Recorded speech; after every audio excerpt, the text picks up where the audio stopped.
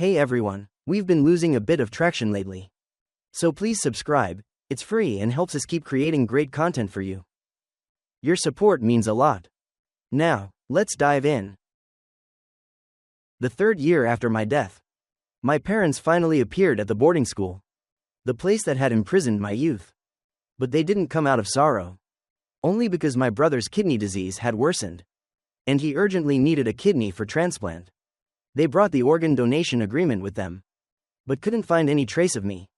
The teacher standing nearby gave a cold smile. That orphan child? No one is managing him anymore. He was diagnosed with a severe illness right after enrollment, late-stage stomach cancer. He was rushed to the emergency room, but didn't make it. He's definitively dead. My parents glared, believing I was colluding with the teacher to lie and deceive them. Tell him, if he doesn't show up within 3 days, we will disown him. After this, we won't give him a single penny for living expenses. The teacher looked doubtful. What living expenses? There was never a single cent in his account. My mother was furious, kicking the dormitory door hard. The room was completely empty. The bed in the corner, which used to be mine, was covered in dust, making people cough violently. She quickly shielded my brother behind her, not letting him enter. Don't let the bad luck of this comet affect you. The dormitory matron heard the commotion and walked over irritably. Did you come to the wrong place? There's only one orphan here, with no father or mother. My mother raised an eyebrow and sneered. Lies, he must be out fooling around, not even coming back to the dormitory. My father chimed in. If Jack hadn't gotten sick, I wouldn't have bothered looking for him. It's utterly shameful. The matron was stunned for a long time before softly saying, he wasn't fooling around. He was diagnosed with late-stage stomach cancer upon enrollment, and, without money for treatment, he passed away 3 years ago. They were silent for a moment, then burst into mocking laughter. Stop joking. He's strong as an ox. How could he have late-stage cancer? How much money did he give you to lie to us? My father slipped the matron a few bills. We don't care where he died. Please pass this message on to him. If he doesn't show up within 3 days, we will disown him. After this, we won't provide a single penny for his expenses. The matron shook her head regretfully. That boy never used any money for living expenses. His account was completely empty. He couldn't even afford the cheapest painkillers. In the end, he kept calling out, Dad, Mom, and died in agony. That's right, before I died, I was depleted of both heart and breath. After death, I became a wandering ghost. My parents paid no attention to the matron's words, only rushing my brother back to the hospital, using all their connections to find a kidney source, just to prolong his life. If only they had shown me even 1/10 of that concern. A simple effort would have been enough to find my death certificate. But they didn't waste half a day searching for the whereabouts of this unfilial son. That was the greatest sacrifice they could make. My brother, the precious jewel in their hands, was endlessly pampered. And I, the unwelcome second child, was a comet born out of plan, bringing them bad luck. Therefore, I should accept that favoritism. 3 years ago, I was accepted into a key high school with excellent scores. At that time, my parents seemed to care about me a bit more. Before I could rejoice for long, my brother had an accident. He fell down the stairs during my birthday party, breaking both his legs. He nestled into my mother's arms, sobbing hysterically, a fleeting look of cunning in his eyes. My parents were furious, immediately canceling my enrollment and throwing me into the boarding school. My brother was injured, and they stayed by his side, not leaving for a second. Even for enrollment, I had to go alone. During registration, the teacher called my parents countless times but no one answered. Only half a day later did my mother impatiently say, My son needs rest after surgery. Stop calling and disturbing us. I only have one son, Jack. I don't know any Thomas. The phone hung up.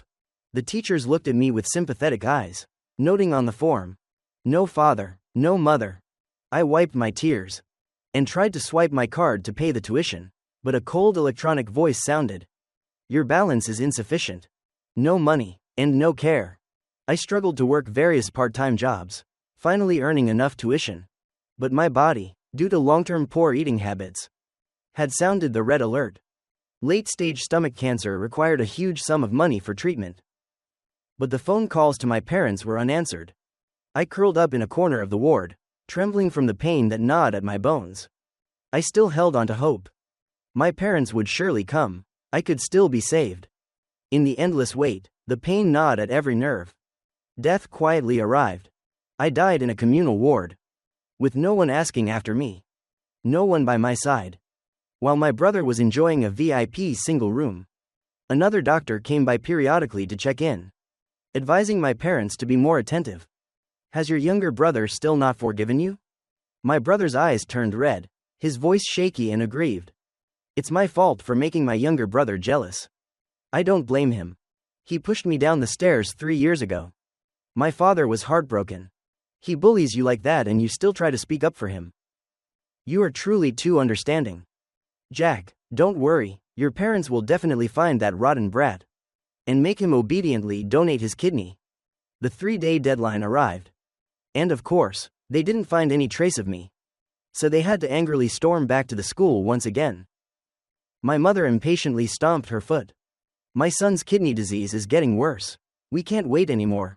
How much money did Thomas give you? I'll pay double, tenfold. The teachers were embarrassed, explaining until they were hoarse. Finally, someone slammed the table. It was Ms. Rihanna, my homeroom teacher. You yourselves abandoned your son. Uncaring and neglectful. And now you want to come to the school and cause trouble? Go back to the hospital and check his medical records. I had always suffered from stomach pain. And the medical records clearly documented every stage, from ulcers to cancer. I had once carefully shown my parents the medical records, hoping they would take me to a major hospital for a checkup. But they discovered that the pain medication I was taking was just vitamins. My brother nestled into my father's arms, whining. My younger brother just wanted to get mom and dad's attention. That's why he took vitamins to fake being sick. They hugged my brother, not even glancing at me. The medical records were torn up and thrown in my face. So young and already learning to lie.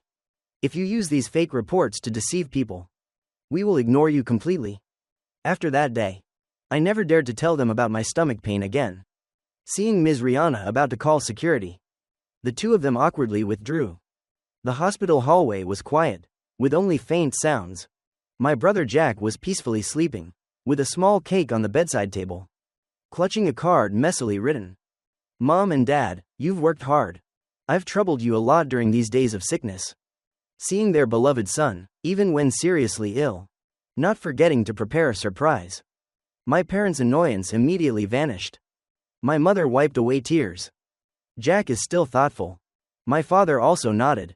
Not like that Comet Thomas, who hasn't given anyone a day of peace since he was born.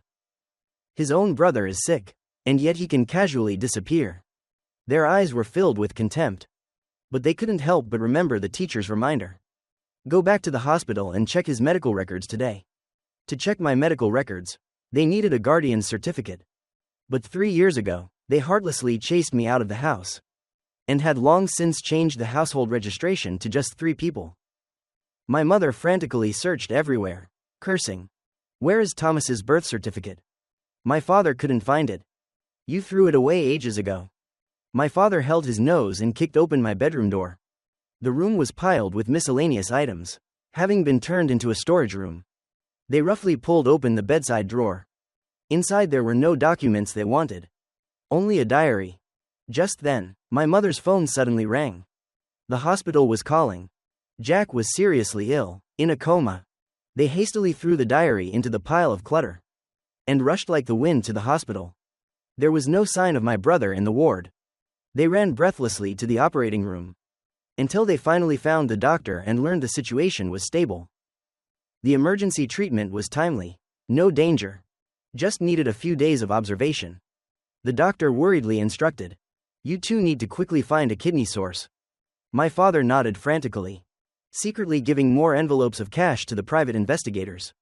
Find Thomas at all costs. The next day, they didn't wait for the private investigators, but instead waited for an uninvited guest. Ms. Rihanna, carrying a thick stack of documents. Stop looking. Here are Thomas's medical records that I organized. And also the death certificate. I hovered in the air, silently observing my parents' reaction. The death certificate had the hospital's red stamp. It couldn't be faked. Clear evidence. After a moment of silence, my father casually tore up the paper and threw it in Ms. Rihanna's face. You and Thomas are scammers from beginning to end. He used fake medical records to deceive people before. And now he dares to fake a death certificate. At this point, they would rather believe that I could turn the heavens and earth upside down, colluding with the teacher to deceive them, than believe I had truly died from illness. Look what this is. My father's eyes showed self-satisfaction. He held up his phone to Ms. Rihanna. This is a deduction notification. The bank card where I deposit Thomas's living expenses is still being deducted. How can a dead person spend money? Ms. Rihanna was stunned, stumbling back a few steps. My spirit was also dumbfounded, looking at the phone screen. I finally clearly saw the last 4 digits of the bank card in that message. The card my father regularly deposited money into was not mine. No wonder he didn't believe I was dead. No wonder I didn't receive a single penny for living expenses. That's not right, Ms. Rihanna quickly said. I helped him pay the hospital bills. His card. My mother almost interrupted. You were fooled by his tricks. Tell Thomas. This time he's gone too far with his lies. We will lock the card immediately. If he wants to atone, he must hurry back and donate his kidney to Jack. A nurse pushed my brother out of the observation room. My parents immediately rushed over, disregarding everything else. Ms. Rihanna hurried to the bedside. My brother was in a coma all night, and they stayed awake all night too. With dark circles under their eyes, refusing to rest. They truly loved my brother very much. My spirit stood nearby, watching their 3 hands clasped together. That warmth, I never had. The one thing I craved my entire life. My brother's complexion changed from pale to rosy. He coughed a few times and looked around. Where's my younger brother? Have Mom and Dad found him? My parents' eyes were full of apology. Not yet. We've also locked his bank card. We believe it won't be long before he comes back begging us. Hearing them say, locked the card, my brother suddenly sat up hastily, his voice trembling. No, please don't. My younger brother doesn't have it easy out there. Mom and Dad, please don't freeze his card. My mother gently stroked Jack's messy hair, tenderly helping him lie down. Her voice was as soft as morning mist. I know you're kind-hearted. But your health is what matters most now. Don't speak up for Thomas anymore. The bank card had been frozen for several days. But my parents still hadn't received any news of me. Until one day, the private investigator led them to a place. The ossuary at the funeral home. That was where they found Thomas. He had been gravely ill and passed away 3 years ago. The body was unclaimed, and the staff kept the ashes after cremation. My father stood still, silent for a long time. My mother's eyes were filled with tears. He tremblingly held the urn of ashes, dazed. I don't believe he's dead. If he's really dead, then his brother's kidney, how? My spirit was stiff, the corner of my mouth slightly curving into a self-mocking smile. Turns out I'm dead. Their biggest reaction was not grief, but worry for my brother. They no longer had time to mourn for me. They received a few calls from the hospital. They thought my brother was seriously ill, and had no mind to care about my cold ashes. Casually tossing the urn aside. Was something wrong with Jack? Wasn't someone causing trouble in the ward? In the hospital room, a man was surrounded by security guards, constantly shouting obscenities. Jack was scared half to death by the man, pulling the blanket over his head and not daring to show his face. Seeing my parents arrive, he became even more frantic, yelling despite coughing until his face was red. Quick, get him out. The man spat, pushed past the security guards, and pointed straight at my brother's nose. Jack, you went back on your word. It was clearly agreed. That as long as I switched your brother's stomach medicine with vitamins, you would deposit money into the bank card every month. Why is the card frozen now? My father nearly collapsed. Vitamins, what? How is this card in this person's hand? But the police were already at the door. And before the man could stammer, he confessed. Jack gave it to me. He said he would deposit money into it every month. Told me to spend freely, and the vitamins. A truth they had never admitted, and didn't dare to admit. Was gradually revealed. That man was the owner of a small pharmacy downstairs. Before, when I had stomach pain, I had no money in my pocket, so I could only buy cheap medicine from him. The medicine didn't work. And I thought I was being cheap and got ripped off. Later, my parents discovered there were vitamins in the pain medication. In my heart, I grew even more suspicious. Suspicious of my brother. Suspicious of my parents. But I never suspected the source of the medicine. No wonder my stomach illness got worse and worse.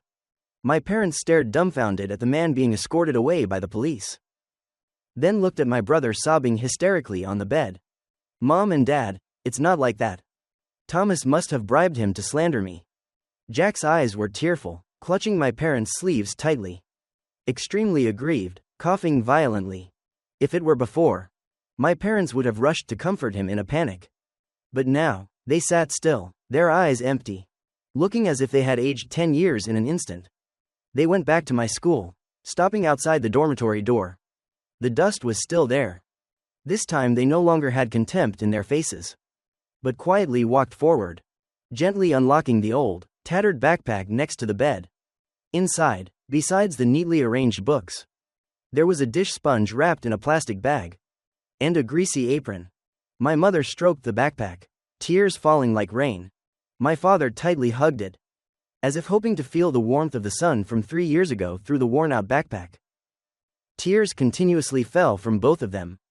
The black hair at their temples had turned noticeably gray overnight. Their despair today, compared to my pain that year, was nothing. I was skeletal when I was hospitalized. It was Ms. Rihanna who felt sorry for me, and bought me a painkiller syringe out of her own pocket. But the medicine had limited effect, while the pain was boundless. In extreme pain, I could only curl up and cry.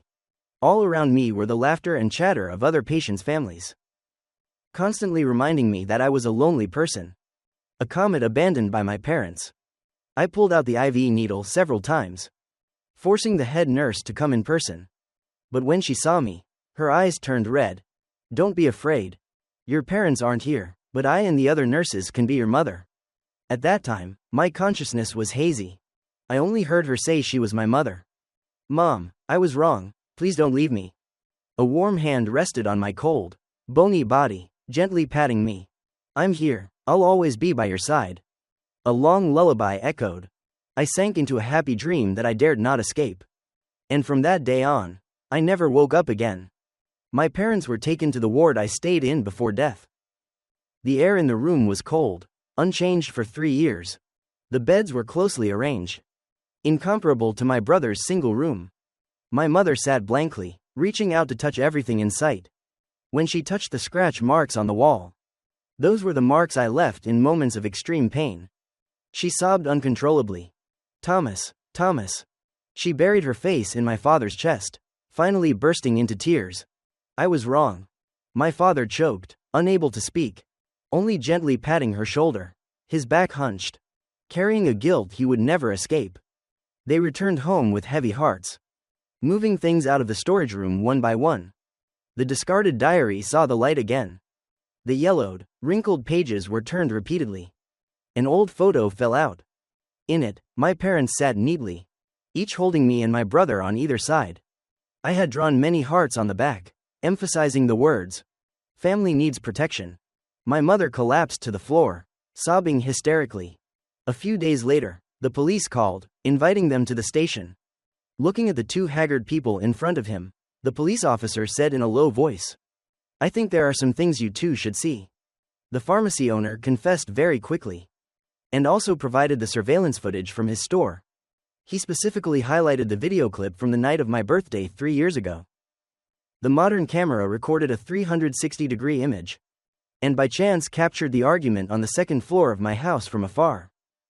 In the video, after Jack said a few words to me, he deliberately backed up and jumped down the stairs. My father trembled, about to rush at the computer to vent his anger, but was held tightly by the police. These days, they cried miserably. I watched, feeling disgusted. In my heart, they didn't stir any ripples. What good is belated regret? After that, they sent a large sum of money to Ms. Rihanna. But she coldly replied, "I dare not accept." On the 7th day, they casually dismissed their feeling of regret. My brother finally couldn't hold back and ran out of the hospital. That day, my parents were cleaning my bedroom. Seeing Jack return, they didn't even look up. "Why didn't you answer my calls?" He kicked the pile of old clothes in the storage room. Why are you cleaning this shabby room? Is Thomas coming back? My parents were cold, only bowing their heads, neatly organizing my belongings one by one. Mom and Dad, don't be like this, I'm scared, Jack said, his voice trembling. Are you still angry at me for switching the medicine? Mom and Dad, medicine is partially poisonous. I care about my brother. I was afraid he would get sick from taking random things. That's why I asked the owner to switch it to vitamins. Jack froze. His lips were pale, tears fell again. This move was indeed effective on my parents. Before, as long as he expressed himself like this, my mother would unconditionally defend him. Everything about him, his pocket money, even my kidney, seemed to belong to him. Jack stared at my parents in shock. His eyes panicked. Why? Is Thomas still hating me for stealing Mom and Dad's attention? Why? Then, he took a deep breath, his voice cold. As long as he donates his kidney, I will immediately go far abroad, leaving Mom and Dad to Thomas alone. Jack jumped around the room messily, completely unaware that my parents had seen the true nature of their favoritism. My mother shook her head. Thomas never hated you. You can go to the underworld and ask him why he won't donate his kidney to you. Jack's pupils dilated. His face clearly panicked. He's dead? My mother slapped him, silencing his cries.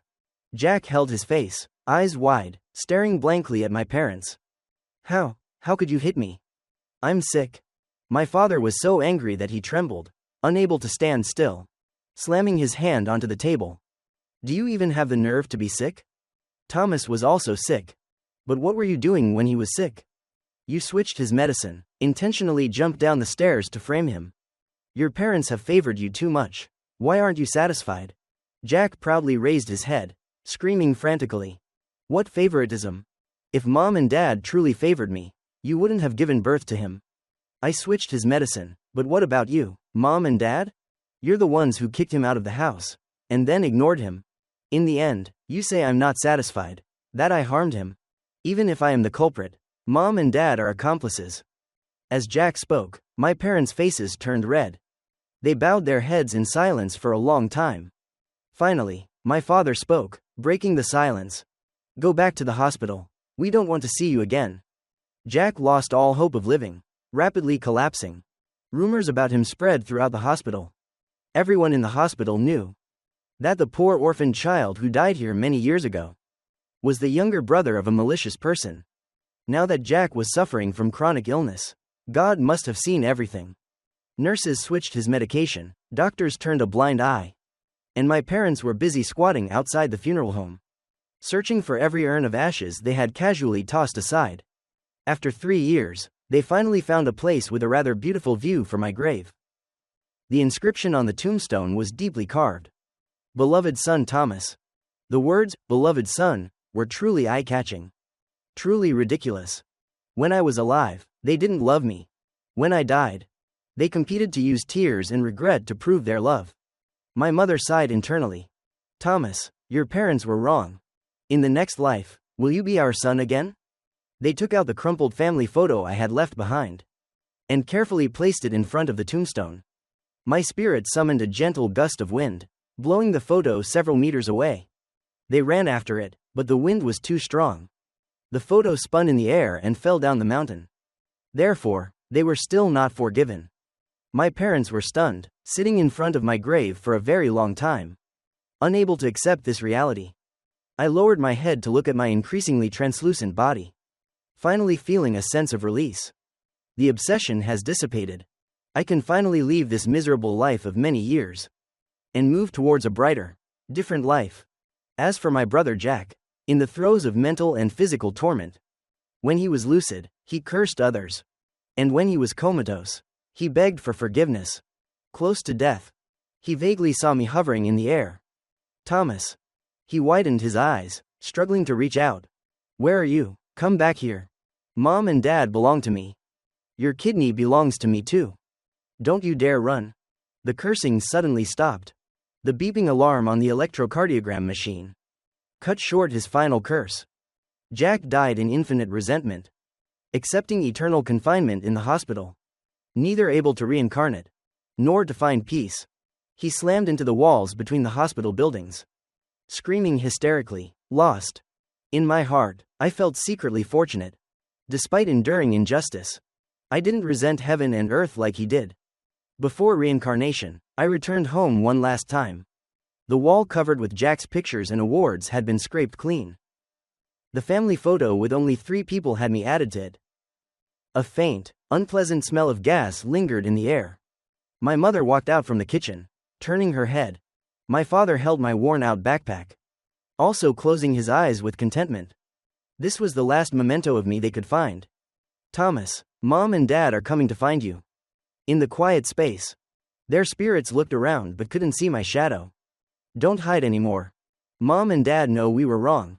Give us another chance." They thought I would appear like before, would run to them, bringing with me the yearning and tears to forgive. But I didn't appear. Suddenly hearing a weak footsteps, they looked up. It wasn't me, but God, holding the book of life and death. God looked down at the couple begging for forgiveness. His tone calm. "Your lifespan is over. You should not remain in the mortal world." My mother knelt down in fear. "Please, sir, wait for our son. We want to take him with us. We want the whole family to be together." My father also knelt down, his eyes red. "Please, sir, let us see him one time. Just once." God was not moved. Holding the cold book of life and death, he said, "The boy Thomas was reincarnated 3 days ago. He was reborn into a happy family." My father yelled, "No way. How could Thomas not wait for us?" God shook his head. "Thomas was always waiting for you. But you always wanted to send him far away." Finally, he suddenly collapsed, covering his face. In the end, Thomas didn't wait for us anymore. God closed the book of life and death. You missed his entire life. You will not meet again for thousands, tens of thousands of years. My mother trembled. "Is Thomas living well now?" God paused, his gaze directed towards a bright corner. "In the new place, he has loving parents, harmonious siblings. He no longer has to be patient or suffer." My mother burst into heart-wrenching sobs. My father bowed his head, blaming himself. We should have been his strongest support. But instead, we became the greatest pain in his life. God waved his hand, and the path of reincarnation opened. The figures of the two were swept into the yin wind. The final moment was crying and calling my name. Forced onto the road to hell, never to return. I stood before the gate of light, silently watching their figures dissolve into fragments in the mist. I did not turn back. There was no more hatred. The past was an abyss, a crack, an ocean that I could never cross in my lifetime. But now, I stood on the shore. The sunrise was about to appear, the light multicolored. I can finally step into a brighter next life of my own.